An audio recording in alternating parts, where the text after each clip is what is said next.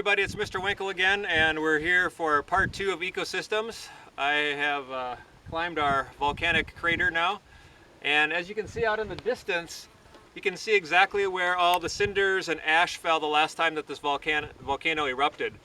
And it's pretty easy to see that line there. And so actually that's a border between two distinct ecosystems, because we've got very different soil conditions between where you see it's kind of brown out there and where it's more black from the cinder cone and ash. Another thing that we'll talk about, long as we're up here, this is a perfect place to talk about this, is heat.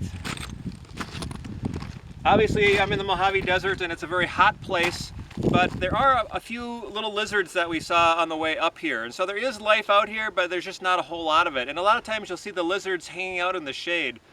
And I wanted to show you something really kind of interesting about how much difference shade makes. I've got an infrared thermometer right here, and I want to take the temperature of this rock that's been in the sun. If I take the temperature, you can see it's 50 degrees Celsius. That's pretty hot.